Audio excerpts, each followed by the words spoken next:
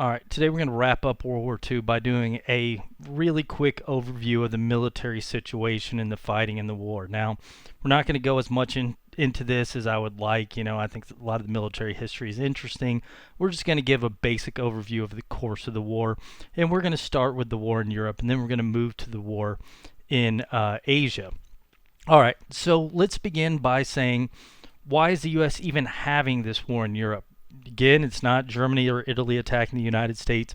It was Japan attacking the United States. Well, Germany, Italy, and Japan had entered into something called the Tripartite Pact in 1940. What this was basically a defensive agreement that if Germany, Japan, or Italy were attacked by somebody, the other nations would come up to defend them. It was this second tier nation style thing that we're just going to step up and we're going to sort of rise together. Now, this is a defensive pact. It was not an offensive pact, meaning that when Japan attacked the United States, Germany and Italy were not obliged to declare war on the United States.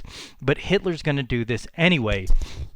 Now, why would Hitler declare war on the United States when it's essentially adding another person to fight? Well, part of it is going to owe to the time when it happens. In December 1941, the Germans are right outside of Moscow. It looks like the Soviet Union is about to fall. And once it falls and the Germans reach the Ural Mountains, the only people they're going to be fighting are Britain over here. And the Germans think that, they can defend against Britain and they can defend against a coastal invasion, even if the United States gets involved. It's a lot of hubris, okay? It's also because of Hitler's weird racial beliefs. The way he looks at the United States is that he thinks the U.S. is a mongrel nation. So the U.S. had people come into it from places like Nordic countries, Northern Europe, Germany, but it also had people come from Italy, had obviously people come from Africa, and basically Hitler's going to say that the people coming in, having mixed together, have created this American that is inferior. He calls the United States a mongrel nation. He says there's nobody more stupid than the Americans. Basically, he calls them mongrels, and because of this widespread mixing of the nations, races. He says, the Americans, in my view, it is a decayed country. And he's going to point to the fact the United States is so capitalist, and the way he sees the Great Depression is this indication of the failure of the capitalist system and the U.S. devotion to the dollar. So the way Germany's doing things with its fascist system superior to the United States, and the United States is mongrel nation, and then you add this to hubris, that's going to be the reason that Germany declares war on the United States. Basically, he thinks Japan is going to start weakening the U.S. U.S. is already weak, and Germany will sort of help Japan weaken the United States further. The U.S., nobody's going to be taking it over, but we'll weaken it and we'll sort of swat it with a paper like we would a dog, and then keep the U.S. in its place while Germany expands, takes over Europe, and Japan, they take over Asia. I should point out Germany and Japan, even though they're allies, it's not like they're close allies, but the way Hitler sees things, Japan takes over Asia, Germany will take over Europe, and we'll make sure the United States stays in the Western Hemisphere. So for all these reasons, Germany declares war on the United States. FDR wanted to go to war with Germany, didn't have the votes for it, but essentially Hitler makes up his mind because when Germany, and then following him up, Italy declares war on the U.S., now Congress has a reason to go to war with Germany, so the U.S. Gets back and declares war on Germany. Hitler's stupid. This is the dumbest thing you can imagine Germany doing. So they're already at war with Britain and the Soviet Union. Even if things do go perfectly in the Soviet Union, you're adding U.S. industry to Britain's naval might and all this. It's an incredibly dumb decision. So, for everything they can say about Hitler getting to Germany to this point, it was really in spite of Hitler, because his military decisions were absolutely atrocious, and this is going to be another example of it. If you talk about turning points in the war, the decision to declare war on the United States is absolutely going to be a bad one for Germany. So, Germany, however, it's not going to look like it's going to matter initially, because the way that Hitler's thinking, and then again appropriately depending on or viewing what happened at the end of 1941, is that it's going to be okay because the United States, by the time we get over, will have taken the Soviet Union. Again, as we talked about with Operation Barbarossa, has Germany had essentially pushed into the Soviet Union and had got to the gates of Moscow, and it really looked like shortly into 1942, Moscow will fall, and then once the government's taken over, the rest of the Soviet Union is going to collapse. The Germans will get to the Ural Mountains, and then again they'll control all of this area. So if the United States comes over, we'll be ready because we have all our defenses in place, and we've already got control of all of Europe. So again, this is one of the reasons again that Hitler decides to clear on the United States, because things are going so well in the East.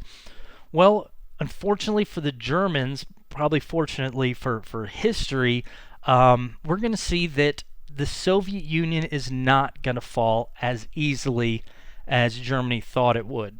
What happens, not only the addition of the winter and this horrible winter that's going to hit in the winter of 1941, beginning of 1942, but we'll see that the Russians will start getting their stuff together. So when the Germans had initially invaded, Stalin's advisors had gone to him and said, hey, the Germans have invaded.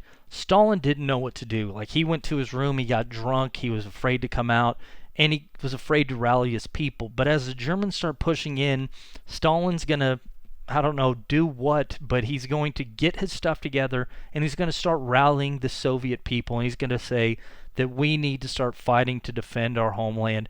And you're going to see this massive conscription of just about any Soviet capable of fighting. They'll slap a gun in their hands, and they're going to start pushing back against the Germans, and the Soviet military will be built up incredibly rapidly at the end of 1941 to the beginning of 1942.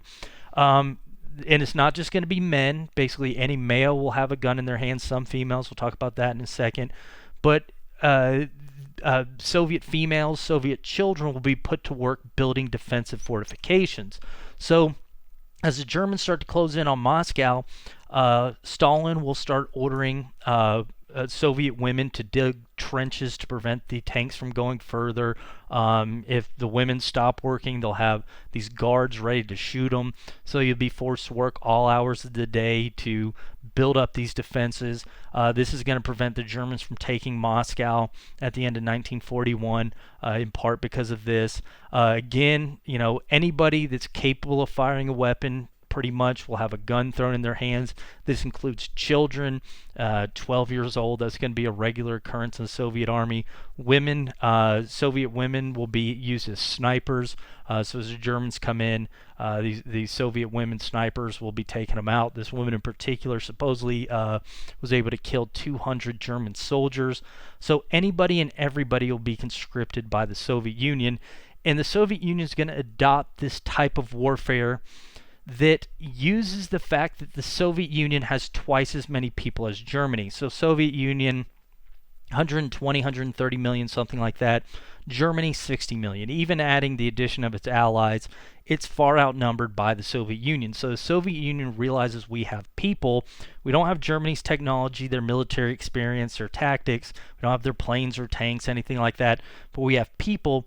So you'll see as the Germans move in, Soviet Union will start countering them by just sending waves after waves of people. So we've got more people. Rush the German lines. You'll always hear the story about one Soviet commander that gives a gun to one Russian soldier. We don't have enough guns for all the soldiers, so you fall behind this guy. When he gets shot, you grab the gun from him and you push forward. If you retreat, we're going to shoot you. So basically, shove your people at Germany, knowing that a lot of your people are going to die, but accepting that that's sort of the advantage you have. And so the Soviets will start throwing waves and waves and waves of men. So whereas Germany has this lightning warfare, Russia will have almost this tank Hulk warfare. I don't even know how to describe this, where you just smash into the enemy. And this starts hitting Germany in 41, 42.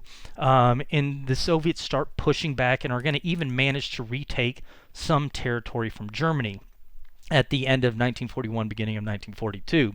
Now, it's not going to look like that's going to matter because Germany develops this tactic at the beginning of 1942, once the spring hits, that fine, they're starting to build defenses up here, but all we got to do is use our lightning war to come in here and take over this Caucasus region, which is where almost all the Soviet oil's coming from. So if we come in here, we can't cut off the head because they're putting up defenses up here, but we can cut off their blood by taking out this oil. And if we take the Caucasus region, we're going to get enough oil to fuel all the German machines of war while also denying this to the Soviets. So in 1942, Germans unleashed their lightning war here on the Caucasus region. And by the end of 1943, Germany's almost entirely taken the Caucasus.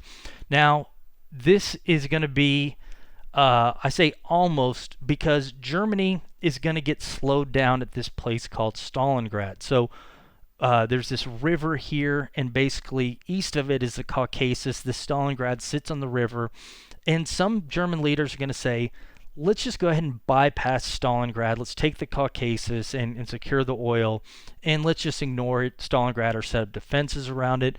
Hitler's going to decide, no, we need to take Stalingrad. We don't want to have an enemy city at our backs that could cut us off here. Some people say Hitler makes the decision to attack Stalingrad because it's named after Joseph Stalin, and Hitler and Stalin don't particularly like each other. But for whatever reason, Germany's almost entirely taken the Caucasus, but they're going to slow their offensive and turn around in an attempt to take Stalingrad to wipe out the possibility of the Soviets attacking out of Stalingrad. So at the end of 1942, Germany will send in German troops into Stalingrad to try and take it. Now, the thing is, Stalingrad, it's a pretty big city, buildings everywhere. So Germany, the way they're going to open this up is they're going to send in bombers to try and level the population, basically reduce the thing to rubble. Obviously, not all buildings are going to get blown up, but they're going to kill a significant amount of civilians. And then Germany will send in its armies to secure Stalingrad. Now, a lot of Hitler's advisors tell him, send in Romanian troops, send in less experienced Italian troops. But Hitler, again, being dumb militarily, is going to send in his veteran German troops. Once they enter into Stalingrad, there's going to be this house-to-house fighting, which isn't very conducive to a veteran fighter. So no matter how much battlefield experience you have, if you're a German soldier, you enter into a building and there's a Soviet soldier sitting behind a desk there, he's going to shoot you and kill you no matter how many precautions you take. So when the Germans enter Stalingrad, they're going to start losing men, and Germany can't afford to lose men. Again, even with the addition of its allies, Soviets are also going to lose men in Stalingrad, maybe 5 men for every 1 the Germans lose. But again, the Soviets can afford this because they have a much bigger population than Germany. And so what happens here in Stalingrad at the end of 1942 and the beginning of 1943 is this German army, their technological advantages can't be brought to bear inside the city, and their veteran experience has no use in house-to-house fighting. We'll see the German army starts getting reduced in Stalingrad, and they're not able to maintain the fighting. The Soviet soldiers will, because again, they just keep throwing more people in there, more people. So what happens here at Stalingrad is Germany is actually going to start falling back. So end of 1942, beginning of 1943, we're going to see Germany retreat from Stalingrad, and this is going to allow the Soviets to retake this Caucasus region and cut off the Germans from their oil. And this is going to be the first time we'll see the Germans start to retreat. So they've been pushing forward, or, a little bit pushed back up here, but for the most part, it's been constantly moving forward. Now they're going to fall back, and we're going to see if they can, are going to be able to keep up once they're on their back feet. They're not going to be able to. Let me just say, spoiler alert, especially as American guns, American tanks, and things like that start landing in the Soviet Union, and the Soviets start bringing this American machinery to bear on the Germans. So this is happening on the Eastern Front, and this warfare is incredibly brutal and deadly. As a matter of fact, at Stalingrad, there are upwards of 2 million people that die in this single battle alone. It's probably the bloodiest battle in American history. Some people say that Stalingrad is the turning point of the war.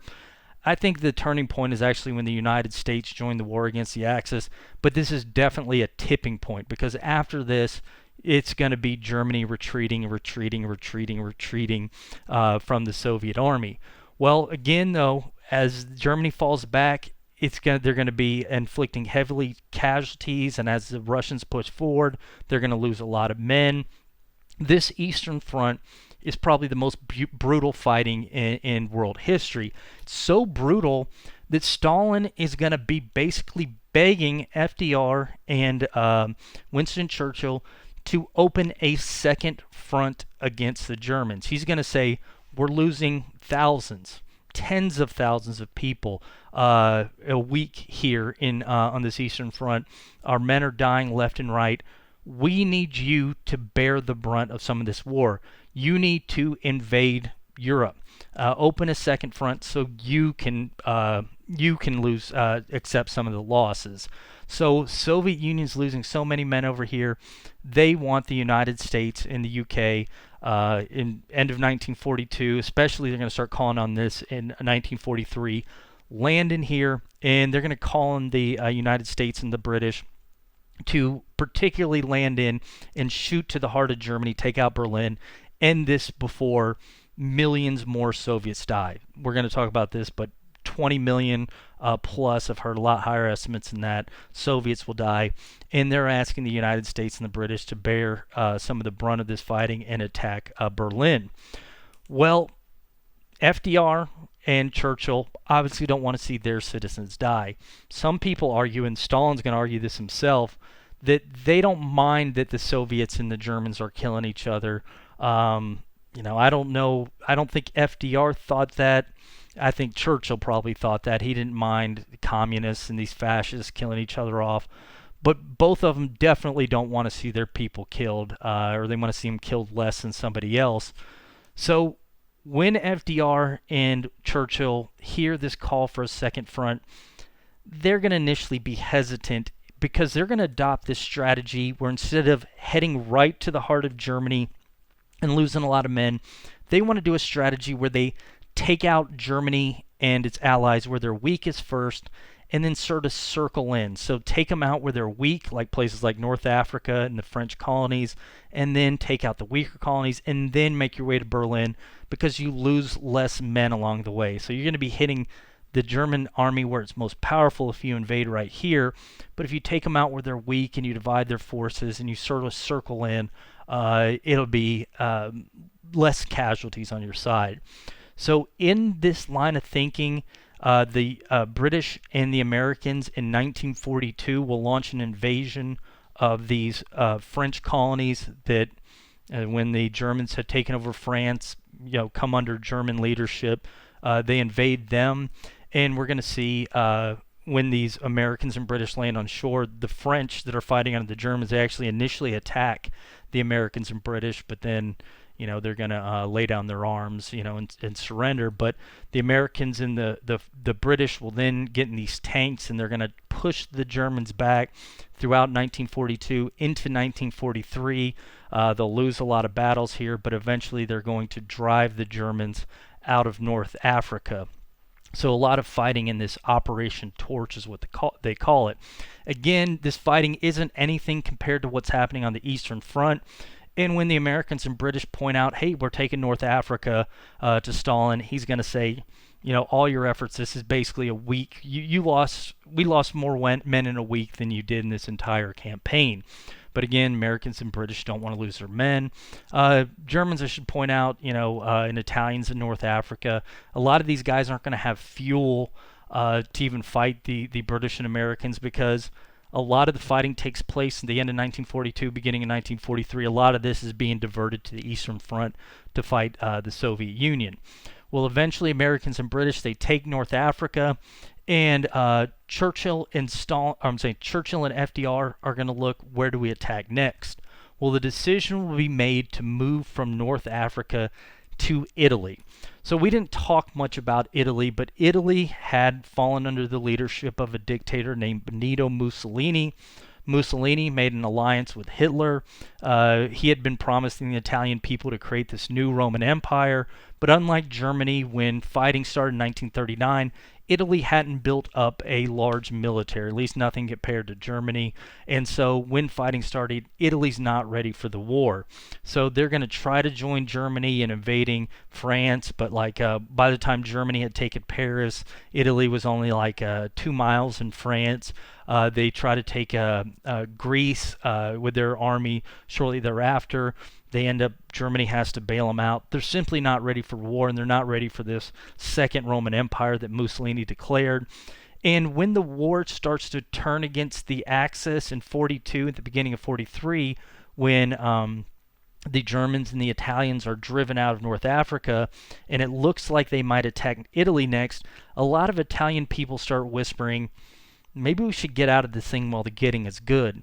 In America and Britain, they understand this, and they think that if they launch an attack on Italy, the Italian people will overthrow Mussolini, and this is going to get Italy out of the war. And if you get Italy out of the war, then you can push through Italy, and then you can push up into Europe that way. So what the United States and Britain will do in beginning in summer 1943 is they'll start bombing Italy. And then in July 1943, they're going to launch an attack from North Africa onto Sicily. And then they're going to quickly take Sicily, and they're going to prepare to invade mainland of Italy. So what the United States and the British expected is that when this invasion comes, the Italians are going to overthrow Mussolini, and that's exactly what happens. Basically, Italian leadership says, this war's turning against these guys. We didn't want to be in this in the first place. They overthrow Mussolini. Initially, they're going to lock him up, and they're going to call for Italians to lay down their arms and support the Allies, the British and the United States. Well, the Germans, there had actually been a number of German soldiers in Italy supporting its defense. They're going to turn on their Italian allies, and they're basically going to give them a choice. You either have to continue fighting with us, or we're going to send you back to Germany as slaves. A lot of Italians will be deported to Germany as slaves. Some Italians will continue to fight with the Germans. Matter of fact, the Germans, they get Mussolini out of lockup, and he's going to be in charge of the German-supported Italians. And so you've got this weird situation where you're invading a country that joined the Axis, but then tried to not join the Axis, but then is now forced to fight with the Axis. And you've got Americans and British, when they do invade, they're going to start facing this unusual type opposition. Problem is, though, is that when they invade, Italy's essentially a big mountain range. So if you get these German soldiers and these Italians forced to fight with the Germans defending these mountains, it's going to be difficult to push up. So the Americans and British, they invade Italy at the end of 1943, but they're going to have a slow time moving northward. And by 1944, they're still only going to be halfway up Italy. They haven't taken Italy yet. And this is going to be a problematic. So here's the invasion of Italy. Here would be the attack on Sicily. By 1944, you've only taken half of Italy. And the Soviets, they've been pushing back against the Germans, but they're still losing millions of people to the Germans, and this fighting over here is incredibly brutal. Whereas the British and Americans, they're losing some men fighting the Germans, but the Germans, just with a handful of people, are able to hold them back just because of the geography of Italy. But Stalin is going to be saying, open a front, attack Germany. The Americans and British are going to be trying to argue, well, we got one. We've got a second front down here in Italy, but Stalin's saying that doesn't count. We want you guys to actually attack. We want to divide their forces. They only have to devote a couple guys down here to defend Italy. Finally, the Americans and the British will agree, we need to attack directly on the mainland of Europe. We need to start pushing in towards Germany. And the idea is going to be brought up that we need to land somewhere. We need to land somewhere. Where should it be? Well, the problem is that in the years that Germany's been occupying Europe, they had built this Atlantic wall. So they'd built these bunkers up and down the coast, manned them with machine guns, artillery, to the point where no matter where you attack, you're going to face sizable resistance. So Britain and the United States want to attack open up the second front, attack Europe, but where the heck do we go? Well, the thought is maybe logistically the easiest place to attack would be right across the English Channel, right here, and then we can just attack in there and then go straight to Germany. Problem with that, though, is that Germany figured this would be the easiest place to go. So they've built up defenses in this area significantly. They have tons of troops here. This is where their biggest cannons, machine guns are. So that might not be the best idea. There's a thought maybe we could attack mainland down here. Yeah, the defenses are a lot lighter in this direction, but logistically, landing that many men down here, coordinating an invasion, that's kind of difficult. So what's going to be decided is that we won't attack directly across, but we'll attack kind of close at this Normandy beach.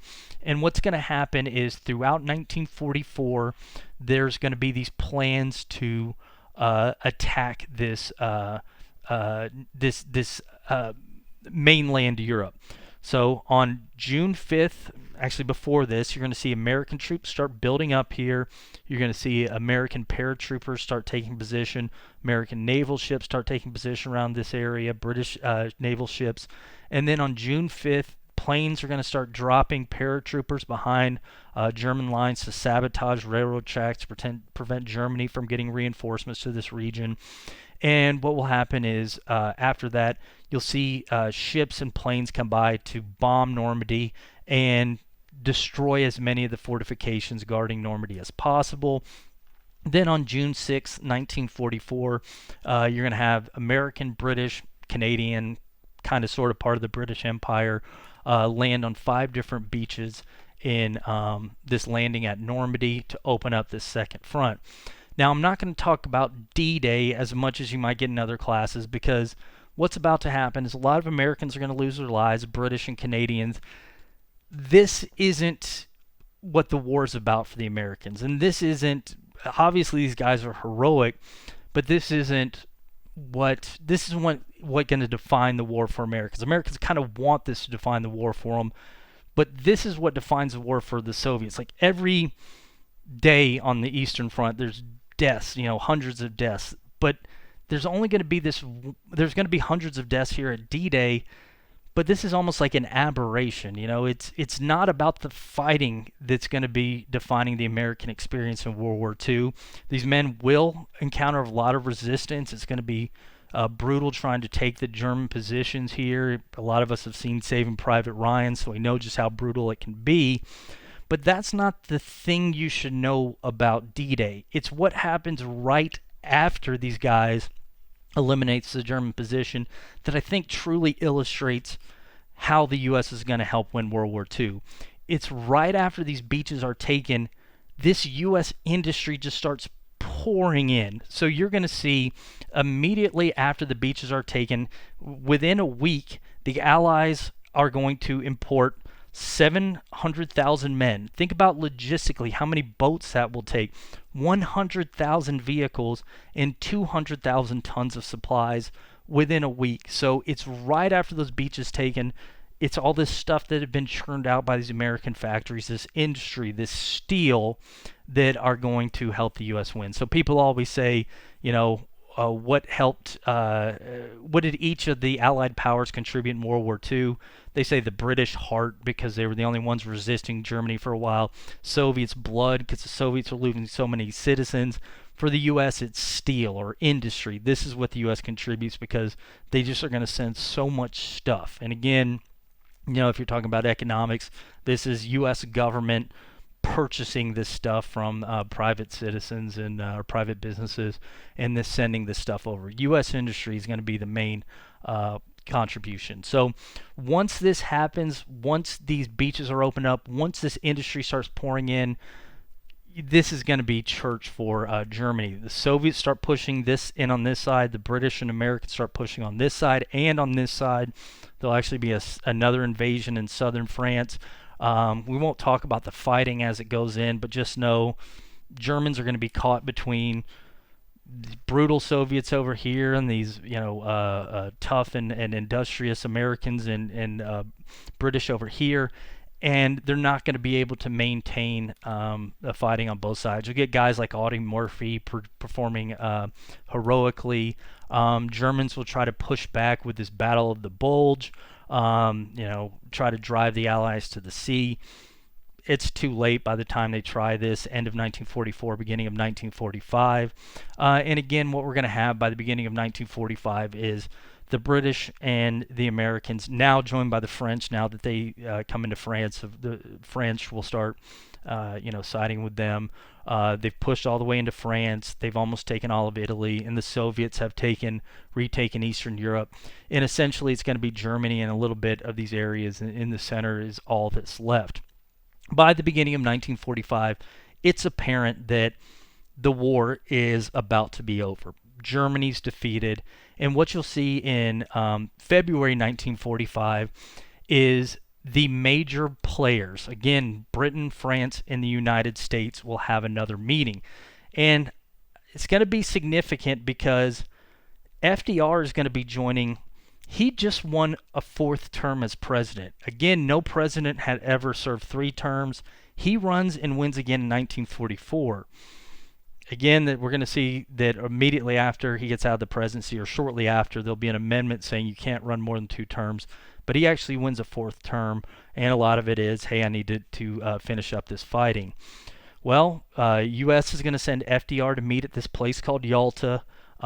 Stalin will be representing the Soviet Union, Winston Churchill representing Britain, and these guys are going to sit down and discuss partly, how to carry out the rest of the war against Germany. I mean, Germany's not defeated. It's obvious they're going down, but the main thing they're going to be discussing at Yalta is what to do after the war.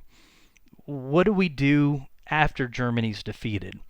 So these guys, how do we remake Europe? You've got this country or this continent ravaged by war. You've had countries toppled. You've had countries where their complete governments have been undone by one side or the other.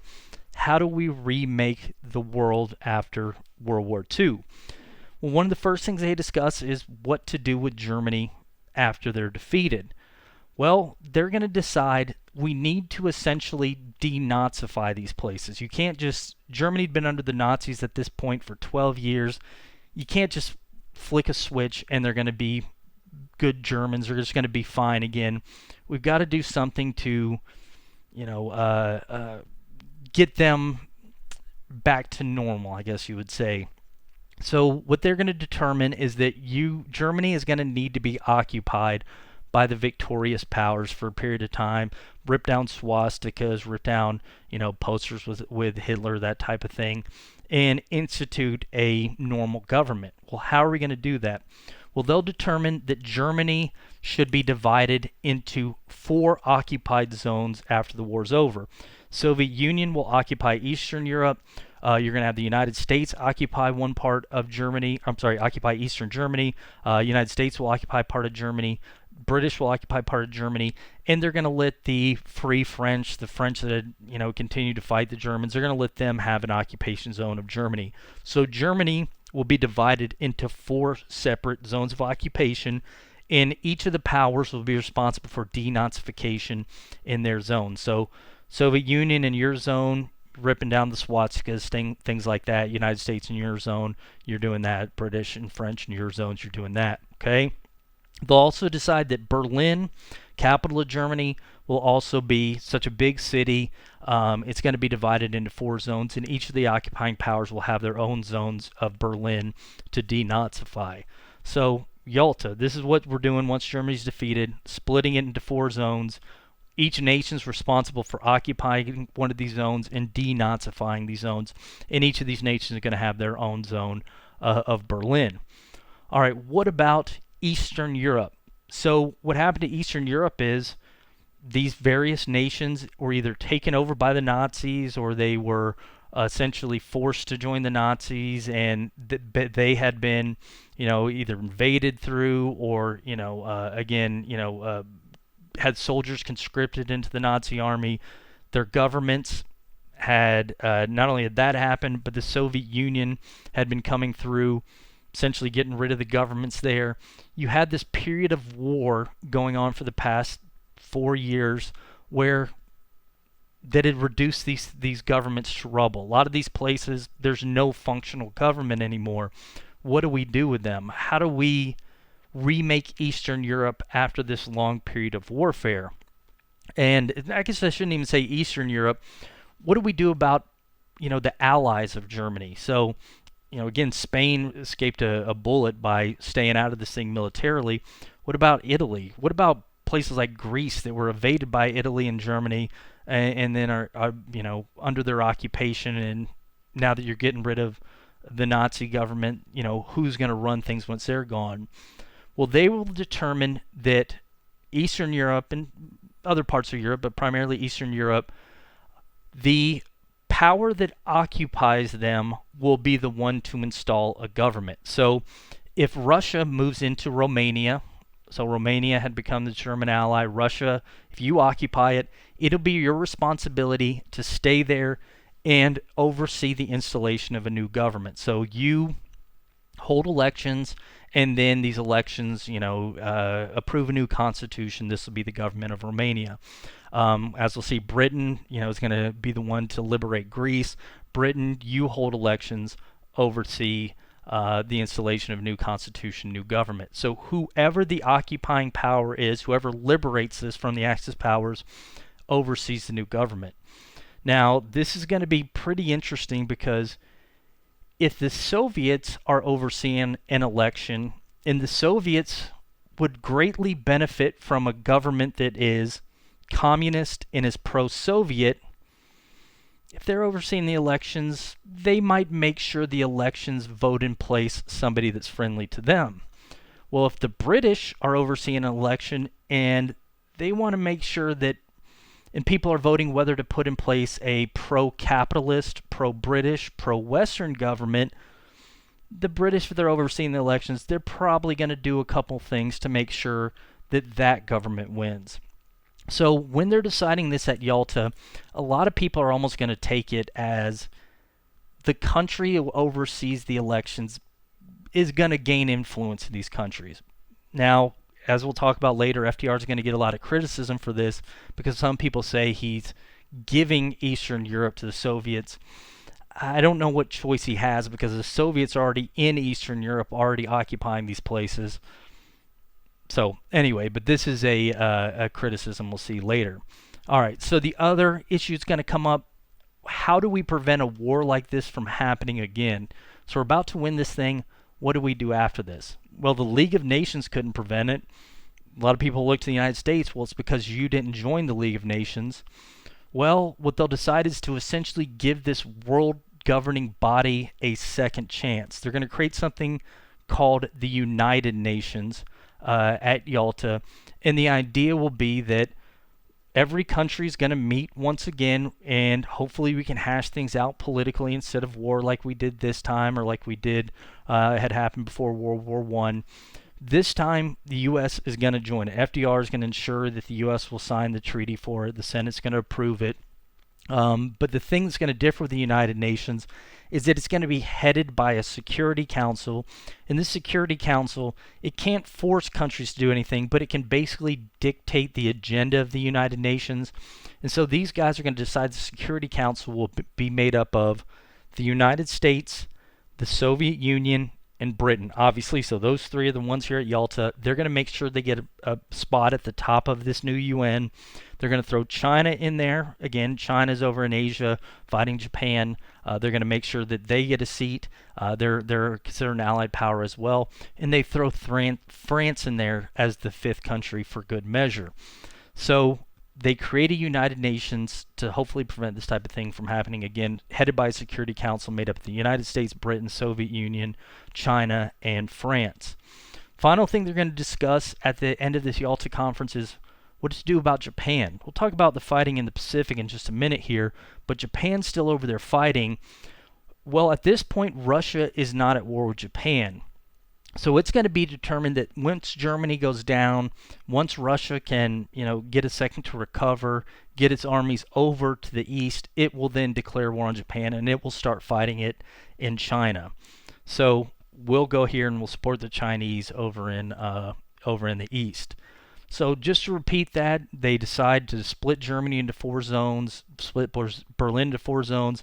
They decide that the occupying nation, whatever country liberates it from the Axis, will oversee elections, and then they're going to decide for this UN with those 5 countries that the Security Council, and they're going to agree that Russia will join the war against Japan, and they're going to leave this Yalta Conference. Now, thing about Yalta is this is the last major thing that FDR does. Right after he dies, or right after Yalta, he's going to die. And because he dies immediately after this, he was old at this point. Some people that were the last thing a lot of people are going to see of FDR is what he did at Yalta. And he's going to face a lot of criticism for this because what's going to happen is the thing that a lot of people predicted happens is that the Russians are going to oversee these elections in the East, and they're going to make sure that every country they occupy puts in place a communist government and one that's friendly to the Soviets. Now, spoiler, we're going to see the Western powers do the same thing in Italy and Greece, where they take over, and in Austria, where the Allies are going to be the first to occupy it. But in places like Czechoslovakia, Romania, Bulgaria, the Soviets are going to make sure their pro guys get in charge. So some people are going to say FDR betrayed the United States, or he sold out Eastern Europeans to the Russians at Yalta. I don't know if that's right to criticize him with it, because again, at this point, Russia's been losing so much. They are already occupying these countries, so unless you're willing to fight Russia now that Germany's defeated, then I don't know what other option you have, but that is going to be a criticism of FDR. FDR will be replaced after Yalta, after he dies, by a guy named Harry S. Truman. We'll talk more about him later. But the thing with Truman, Churchill's actually going to encourage him to try to send American troops to reach places like Czechoslovakia, some of these Eastern European nations before the Soviets just push in so we can oversee elections in these areas. Truman's unwilling to do this because he doesn't want to lose American soldiers.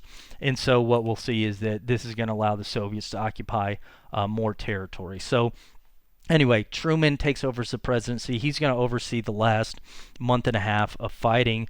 March, April, American and British forces continue to push into Germany, continue to push up into Italy. The Soviets continue to push in from the east. Finally, the Soviets are going to get Berlin surrounded. It's at this point that Adolf Hitler realizes that things are not going Germany's direction. He starts actually becoming delusional.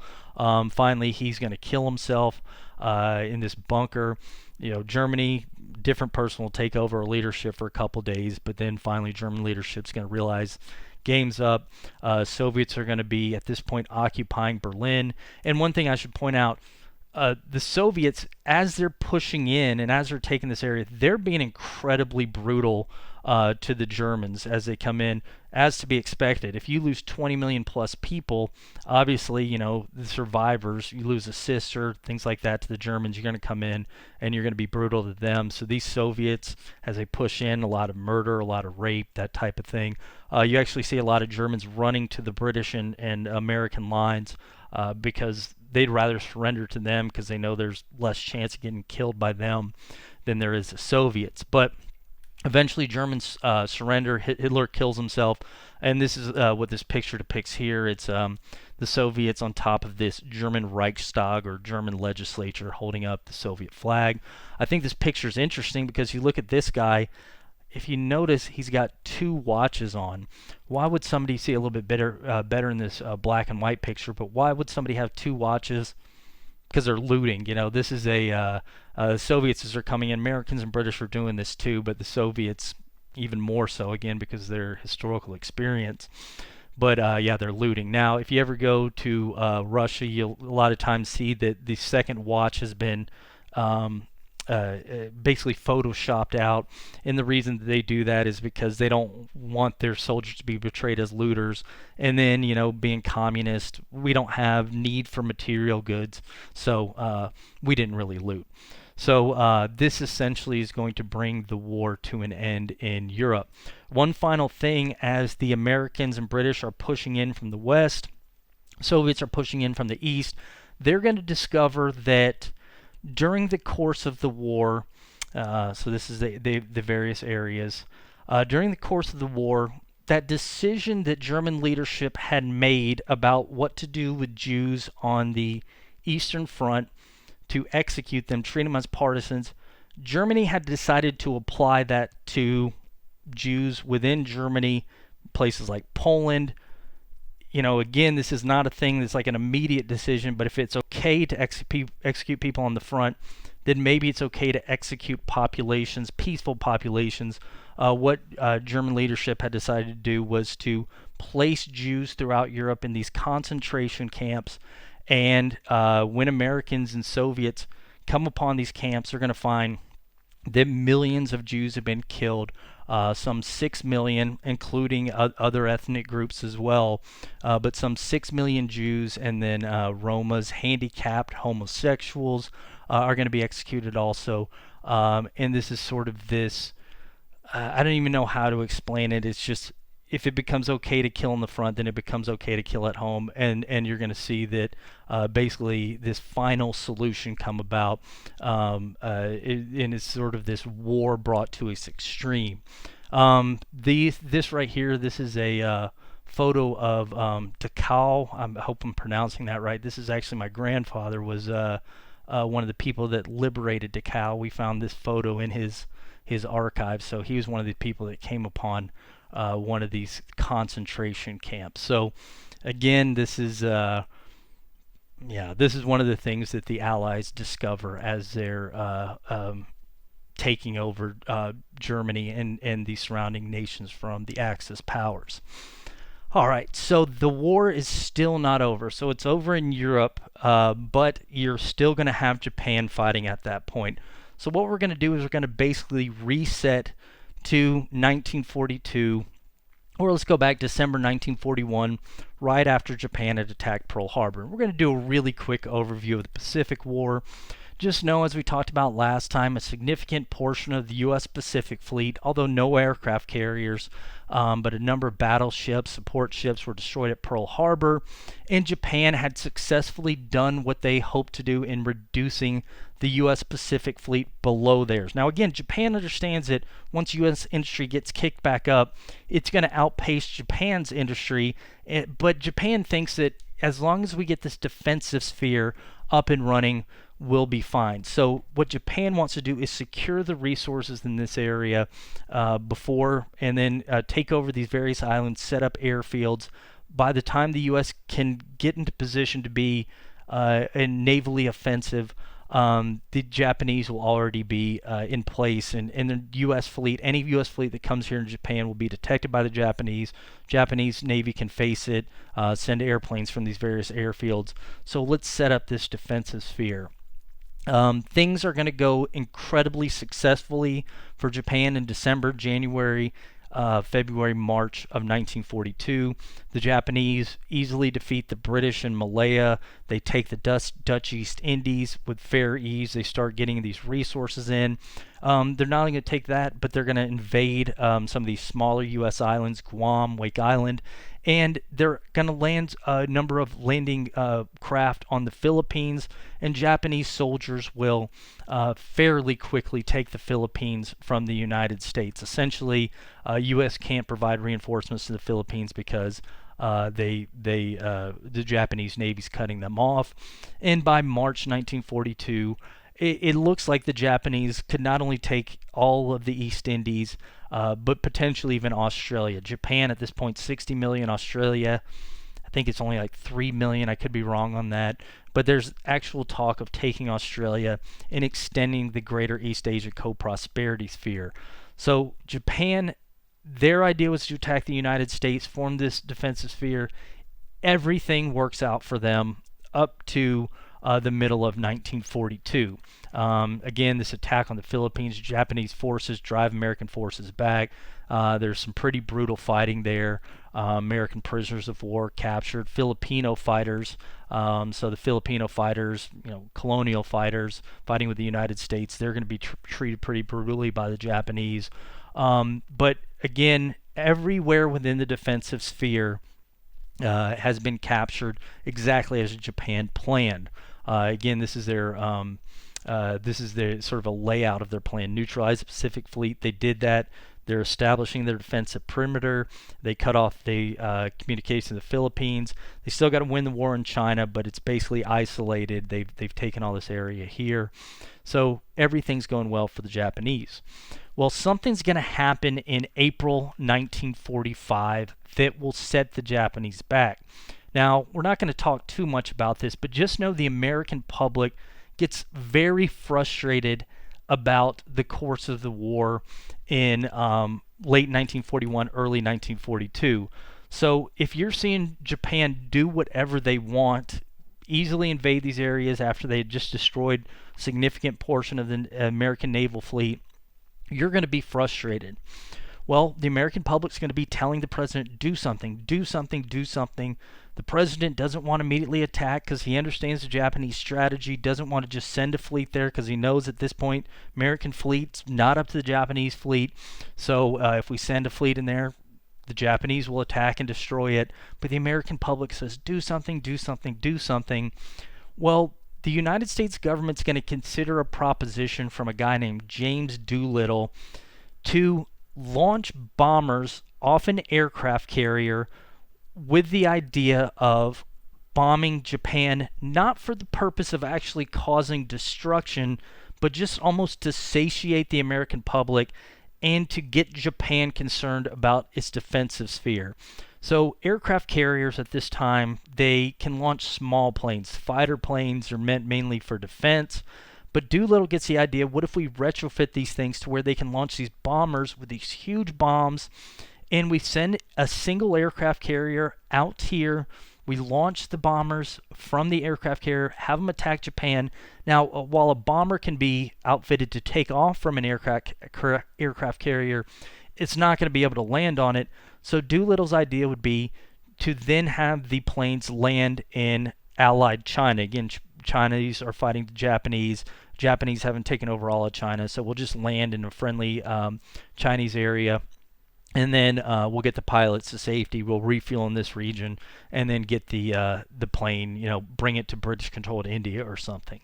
So let's retrofit an aircraft carrier, bomb Japan, not for military purposes, just for morale back home, and just to show the Japanese we can get to them. It's almost like at least we're doing something, you guys. And again, the whole main plan is to build up the U.S. naval fleet, and then the U.S. is doing something, but just to keep the American public happy. Well, James Doolittle will start carrying out his plan on April 18th, 1942. This carrier will come out here. It's going to get to this region. At this point, a Japanese scouting boat, so they set up this defensive sphere. They have these scouting boats constantly patrolling. The carrier fleet thinks the Japanese patrol, spots it, and they're going to decide we're going to launch these planes before we intended to. So they didn't plan to launch them until a couple hundred miles away, but they're going to decide to launch them early to do this attack because they think this Japanese boat has spotted them. Well, the bombers will take off. They're going to face this wind coming against them, which is going to cause them problems because it's going to, create resistance, which is going to prevent the planes from flying as far as they wanted to, and burning more fuel. But they're going to have enough to get to Tokyo. Now, after that, the planes are going to be positioned where they're not going to be able to reach their intended landing spots in China. Some of the planes will actually get to safe areas of China, but a good chunk of them are going to have to bail in areas of Japanese-occupied China. One lands in the Soviet Union. That's an interesting story. But they are going to have to land in areas where the Japanese capture them. Well, Japanese now have these bombers, and they've had Tokyo attacked. Well, how are they going to respond to this? Well, what Japan's going to do is, one thing it's going to do is it's going to take out, it's going to be angry. Basically, Japanese leadership had promised the Japanese people that with this defensive sphere, Americans wouldn't be able to attack them. Now, here we are just a couple months into the war, and our capital's being bombed. So Japan's going to be frustrated. They're going to order that the Chinese that helped the American pilots be killed, and some 250,000 Chinese will be killed as a result of helping the American bombers. So it shakes the Japanese up, and they kill a lot of Chinese allies as a part of it. Japan, now they had almost taken all of these Dutch East Indies. They're actually going to have to pull back because Japanese leadership is worried about a second attack on Tokyo.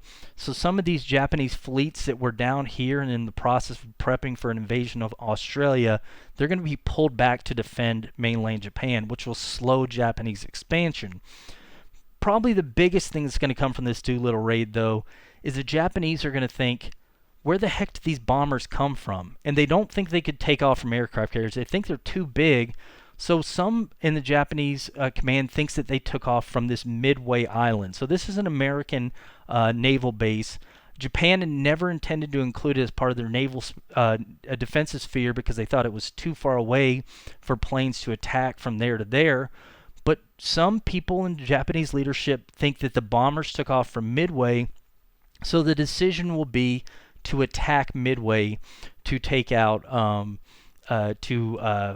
attack Midway to include this as part of the defensive sphere.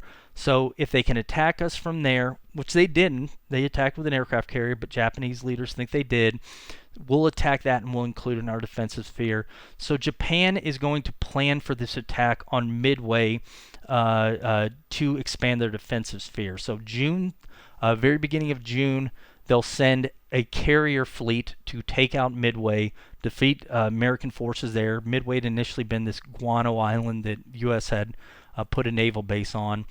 Japanese, kind of interestingly, they send another force as kind of a distraction up here to take some islands off the coast of Alaska.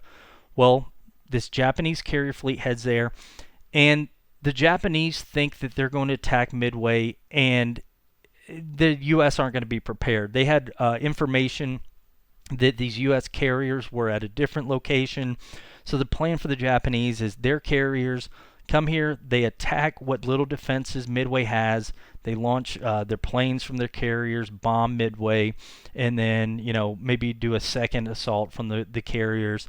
And then once that's done, this invasion force will launch, occupy Midway, and then once that's done, the Japanese will have this expanded defensive sphere. So Japanese carrier fleet heads out, thinking that they're going to have only to deal with the defenses of Midway. Unfortunately for the Japanese, the United States had learned, they'd intercepted and deciphered the Japanese code, and they'd picked up a communication that the Japanese fleet was prepared to attack Midway. So the U.S. had stationed 3 of its carriers on the other side of Midway, and they're going to sit here and wait on June 3rd for Japan to launch its planes against Midway. All right, so Japan loads its planes up with these anti-ground weapons. So weapons meant to destroy airfields, bases, things like that. Not weapons meant to fight other planes. And what the Japanese will do is they launch their planes. They're going to start dropping bombs on Midway. Well, as the Japanese do that, the Americans are going to set off, and they're going to start attacking the Japanese carriers. Now, these Japanese carriers, they had brought ammunition on top of the deck to load their planes up for a second bombing run. Now they see these Americans are here. Well, we need to replace these anti-land weapons with anti-ship weapons. So there's going to be these Japanese carriers that have all this different type of ordnance on top of the decks as they bring down the anti-land weapons or replace them with anti-ship weapons. Well, that's right when the Americans are going to hit. And once they hit this ammunition, it'll set up off other ammunition. And 3 of the 4 Japanese aircraft carriers are going to explode within an hour of this Battle of Midway. Now, the Japanese planes will be returning. They'll be attempting to fight the Americans, but they're not going to have the anti-ship weapons equipped, so they're not going to be able to effectively fight back. They will end up destroying one American carrier, but the Americans destroy those 3 Japanese carriers. They're eventually going to chase down and destroy this 4th Japanese carrier. They not only destroy that, they destroy a number of Japanese support craft, some Japanese submarines, and in the end, Japan loses 4 aircraft carriers, these ships that are going to end up being the most important type ships in this war, and the Americans only lose 1. This is a huge lopsided victory. What happens at Midway is essentially the advantage Japan had earned at Pearl Harbor by reducing the American fleet is now lost because the Americans destroy such a large Japanese fleet that Japan is going to be scrambling to catch up for the rest of the war. As a matter of fact, after this, Japanese leadership almost recognizes that they're in a difficult position because they're going to start trying like crazy things to win this war, almost like Death Star weapons. They try to create like a Death Star, not actually a Death Star, but like super weapons that will turn the tide of war in their favor. Like they try to develop these bombs, these fire bombs that they launch from Japan. They float on currents across to the United States, and they have fire bombs at the end of them, and they hope that the fire bombs will set off forest fires that will cause these fires that burn up the western coast of the United States. Unfortunately for them, they land a lot of them in the Pacific Northwest, places where it rains a lot. So the vast majority don't make it across the ocean, or they land somewhere where they're easily picked up or they don't explode. But the handful that do go off in the Northwest, they're put out really quickly. Something that's actually interesting about these bombs, though. One lands in the Pacific Northwest. I believe it's Washington State, maybe North Oregon. And it lands, does not explode. You actually get a Sunday school kids. Was it 4 kids and their Sunday school teacher are going to come upon the bomb. They don't know what it is, but being kids, they will start throwing rocks at it. Well, so 5 kids and their Sunday school teacher, so 6 people in total. They start throwing rocks at it. The bomb goes off, kills the 5 kids, kills their Sunday school teacher. These are the only 6 deaths on the American mainland during the war.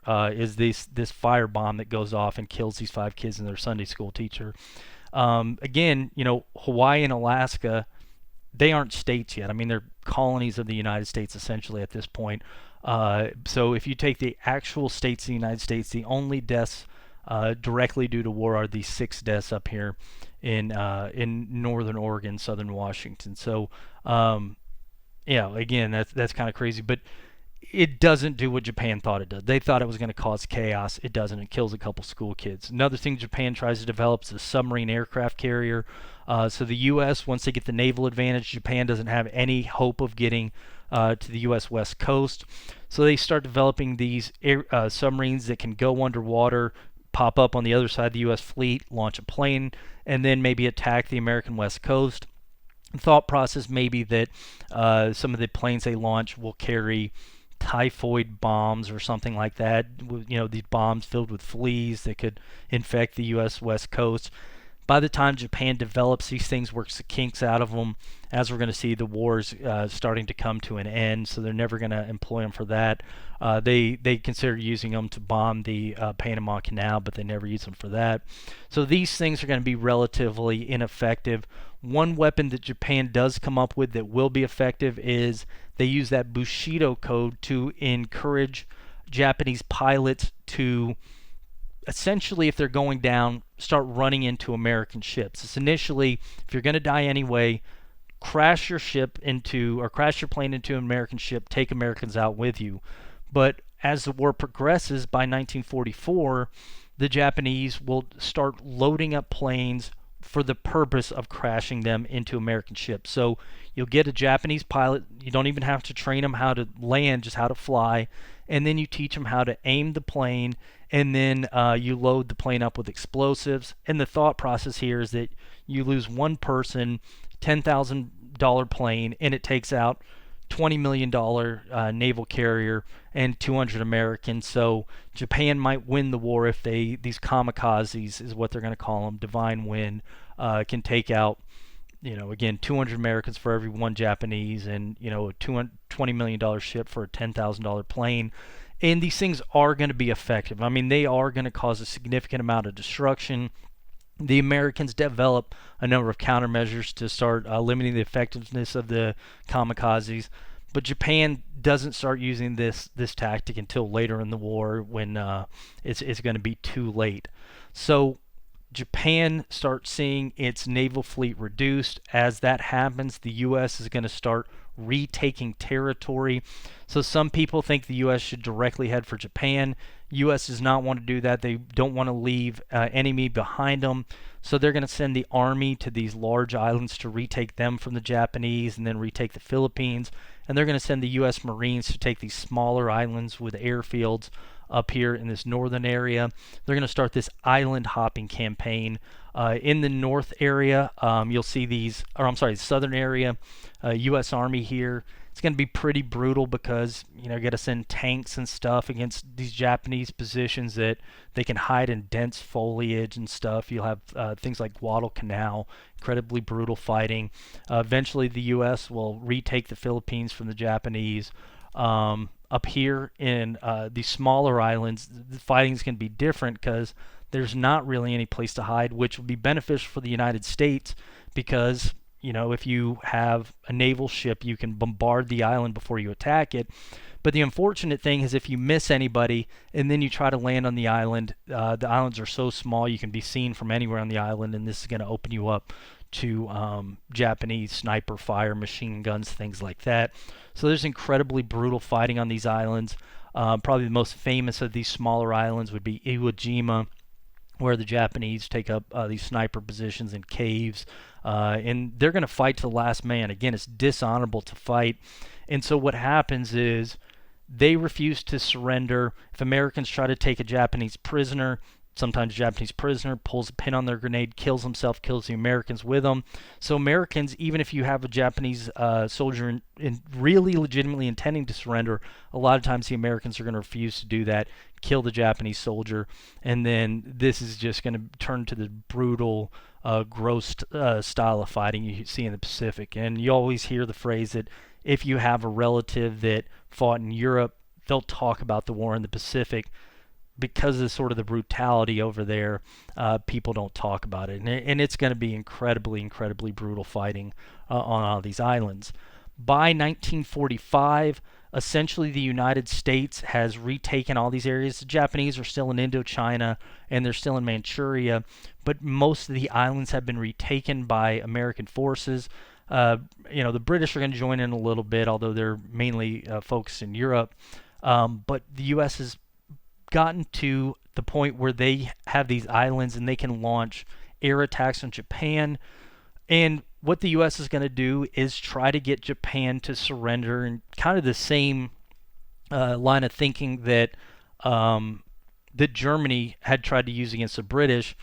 Let's attack civilian populations and tell Japanese leadership this war is impossible to win. We're going to kill a lot of civilians and basically put pressure on Japanese leadership to surrender. So what the U.S. will start doing in early 1945 is launching these fire bombs. It's basically napalm. What they would do is go to cities like Tokyo, and they would launch these bombs that would spread rapidly from one house to the next. The way the Japanese construct a lot of their houses, it's this wood that's easily flammable. So these fire bombs will start just tearing through population centers in Japan. There are stories where essentially walls of flames will just consume people. I don't know if this is true, but there's one story during a particularly brutal firebombing in March 1945 where supposedly a lot of Japanese citizens ran to a school that has a swimming pool to escape the firebombing to hide in the swimming pool, but supposedly the firebombs became so hot that so many people jumped in. They first initially drowned the people under them, but everybody in there ended up boiling to death anyway because it got so hot, the water started boiling. And so when people went into the swimming pool area the next day, they saw a dry swimming pool with these bodies that had essentially been boiled alive. Brutal, incredibly brutal stuff. But again, the United States is basically going to be doing this, trying to get Japanese to surrender. But again, if you're talking about a culture that's, embedded with, we're not going to surrender, it's dishonorable to surrender, even after this intense bombing. And again, one bombing is almost 100,000 people in Tokyo destroyed by these fire bombs. Even after all this, Japan still hasn't surrendered. So what the United States is going to be planning doing in summer, fall 1945 is to launch an invasion of Japan. And the U.S. is going to estimate that they're going to lose 500,000 to 1 million soldiers in the invasion of Japan. And they think that the Japanese, because of this no surrender thing, will lose something like 20 million, or a third of their population, during the U.S. invasion. And it looks like there's about to be incredibly brutal fighting in Japan. Well, it's at this point that the United States is going to decide to employ this new weapon they had been developing. So, on the advice of guys like Albert Einstein and a number of scientists, many of which, by the way, had fled, were Jews who had fled Nazi Germany after the persecution started in the 1930s, they're going to have recommended to FDR in the 1930s to start working on this atomic technology, using the power of the atom to create a weapon. So the idea would be that if you can split an atom, the powers holding the nuclear forces holding the protons and neutrons together, if you split it, energy will be released, and you can employ that energy for power to power homes, but you can also employ that energy to cause a chain reaction, to cause more splitting of atoms, and this is going to release a significant amount of energy, create a weapon. Well, a lot of these scientists were afraid that Germany was going to get this weapon before anybody, so they'd recommended that FDR start working on nuclear weapons in case Germany develops it. Well, after Germany surrenders, that's not a concern. And by the way, Germany had discontinued their nuclear program early on. They thought it was impractical. So the United States starts working on it. They're going to be the only ones working on it during World War II, more or less. We'll talk about a little bit about that later, but they start this program called the Manhattan Project, where they try to create these nuclear weapons. Now, this Manhattan Project, it's not going to be something that is done in one lab. Essentially, they're going to start getting people in various locations to work on one aspect here, another aspect here. So maybe you start working on nuclear reactions. You determine how what type of power will be generated when protons and neutrons split. You work on a triggering device for a bomb. You work on a delivery method for a bomb that could create a nuclear weapon. And I shouldn't even say nuclear weapon, because a lot of these places aren't going to know exactly what they're working on. But we'll see throughout the United States, these various facilities will be put to work on this large Manhattan Project. Well, starts being worked on in these various places. 1945, your first nuclear bomb will be built. They'll test it here in New Mexico, and it's going to work exactly as these scientists had promised FDR. Creates a chain reaction, and this bomb, the explosion, causes more damage than any conventional bomb, hundreds of thousands of times more, tens of thousands more times damage than any conventional bomb. So what we'll see is that some people will start saying, where do we use this? Well, by this point, Germany has surrendered when the atomic bomb has been tested, but the U.S. has developed 2 additional atomic bombs. They call them Fat Man and Little Boy, or Fat Man and Little Boy. And FDR, after he dies, we now have Harry Truman in charge. Harry Truman's going to be, he learns of this nuclear program shortly after becoming president, and he's going to have the decision, do we carry out this invasion of Japan, lose 500,000 American lives, maybe 20 million Japanese, or should we drop this atomic bomb? Well, Truman is going to decide to drop the atomic bomb on Japan. Again, you can say this is controversial, but his main decision is that we don't know if Japan would surrender if we invaded. If we invaded, you know, basically, we could lose a lot of people. Let's use this new weapon that we have. So what you'll see is on August 6th, the United States will send these bombers over to Japan carrying a nuclear weapon. Nuclear weapon will be dropped on Hiroshima. They particularly picked the town of Hiroshima because it had not been hit by previous U.S. bombing runs. So they kind of want to show Japanese leadership, look what we have and we can do to you if you don't surrender. When it hits Hiroshima, it'll wipe out pretty much the whole town, spread radiation over the general area, ultimately killing something like 100,000 people at Hiroshima. Right after this happens, the Russians are going to start attacking the Japanese in China. So we get these Russian tanks start pushing against the Japanese. And immediately after that, the U.S. is going to drop its second bomb on another town that had been largely untouched, Nagasaki. So your Japanese leadership, you had been talking about never surrender. You'd been prepared to fight the U.S. as they enter mainland Japan. But now you learn they have this incredibly destructive weapon. Now the Soviets are on their side. Now the U.S. drops another of these destructive weapons. You don't know that they only have two of these things. They could have hundreds of these things. Well, Japanese leadership is going to decide we've lost this war, and they will call on the United States to surrender. So this is be the aftermath of, I believe this one is Hiroshima. So Japan, the United States have been calling on the Japanese to surrender. One of the reasons the Japanese have been hesitant to do that was because they don't want to lose their emperor. Basically, the United States had been insisting the emperor had authorized the attack on Pearl Harbor, so we want him removed.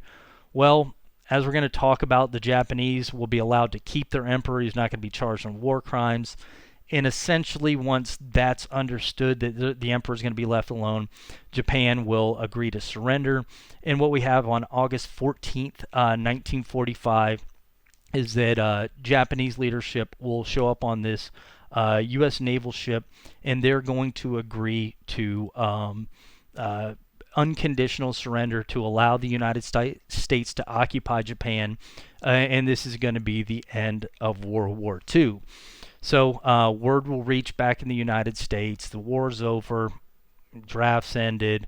We're victorious. That's where you get this photo taken in Times Square where the sailor, he grabs what appears to be his girlfriend or wife and kisses her. And yay, everything's great.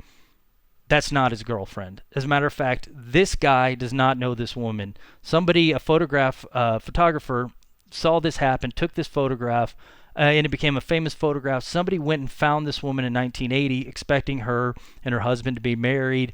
Well, the woman came and said, I have no idea who that dude is. He just came up and kissed me on VJ Day, Victory over Japan Day. I have never seen him before. So this guy's a jerk. This is a non-consensual kiss. But anyway, the war's over. So bad news, this guy's a jerk. But good news is World War II is over. And the U.S. is going to be in this position as this superpower. And we're going to talk about what this means for the future of the United States next time.